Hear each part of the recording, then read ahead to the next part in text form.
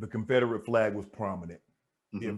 It waved proudly behind those campers, those Winnebagos, those trucks. Yep. You as an African American, understanding what that flag actually meant and how many people died behind that flag. Mm-hmm. What was your feelings like seeing that flag, knowing that you had to go race those tracks? And then what was the conversation like when you had with NASCAR saying, guys, it's got to change? So honestly, Shannon, I didn't understand the full effect of that flag until this past year. Okay.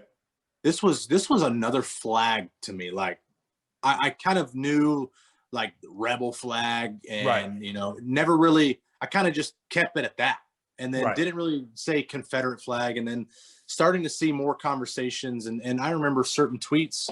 I'll never go to a NASCAR race because of the Confederate flag, or I'll never go back to a NASCAR race because of that. And I'm like, hold up, time out. Let me Confederate flag, type it in, do my research, which a lot of people don't want to do nowadays. They're just so quick to jump to conclusion. It's like, right. do your research, get an understanding for yourself, do your due diligence. So I did that. And I'm like, okay, this is causing a lot of hurt and pain, and it's isolating, you know, our demographic to where we're at. And it's like, I know for a fact that NASCAR provides so much more opportunity than what it's given and what it's labeled as. And so how do we get past that barrier?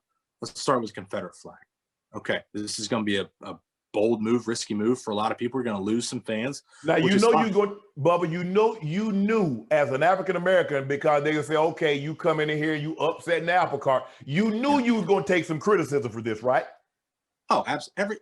Just by me waking up saying good morning, I start criticism. I've learned that. Okay. There's people that don't like that you woke up breathing. Okay. I have accepted that a long time ago. Okay. So it doesn't matter if I'm handing out $100 bills to people. They're just mad at that. So I have stopped caring about what other people think. Okay. And so I knew going into it, it's like, okay, get ready, roll your sleeves up, because it's about to get feisty. And you've seen a lot of people leave the sport, never going to pay attention to the sport again. But those are the same people that are still tweeting at you bad things. And it's like, I thought you were gone. Are you still here or what? Move on or not? Yeah. Stay and come enjoy the party. When you gonna win a race, Bubba? Exactly. It's like, bro, you're barking up the same old tree. Like, okay, give me a chance here. We got it. So okay. Yes, I knew going into that it was going to be a lot, but hey, NASCAR was on board.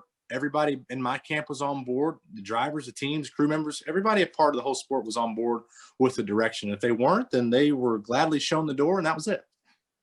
How do you, yeah, sure. The drivers, the crew chiefs, I mean, I'm sure maybe some like, there's nothing wrong with the flag, but how do you convince the 100,000 that's been doing it this way for 70 plus years? Because you mentioned you want to make it more inclusive, which means you want others that doesn't necessarily look like them to come and have an enjoyable experience at the track like they're having.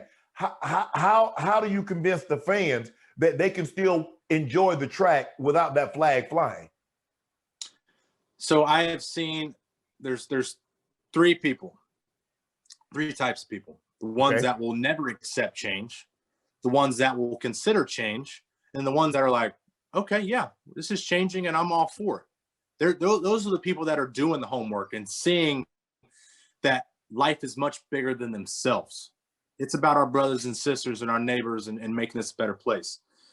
And so while it's like, okay, the ones that aren't going to change, we don't want you. The ones that are considering it, let's have a drink. Let's have a beverage. Let's talk about it. Let's get you on the other side of the fence. Then you decide if you want to go that route or if you don't. We ain't pushing you. We're just trying to help educate. And then the ones that are for the change, it's like, okay, give us some time. We're coming up with a game plan. We're going to keep this going. And so that's what we've kind of looked at as a whole of like, okay, here's the three sections that we got. We got 75,000 people over here in the won't change. We got 150 here in the maybe considering it. And then we have 300,000. Okay, we're going to target this area. We're not, those people appreciate your time, but we are moving on with or without you. You know what to do. Hit the subscribe button to become an official member of Club Shay Shay, where we always do something for two something.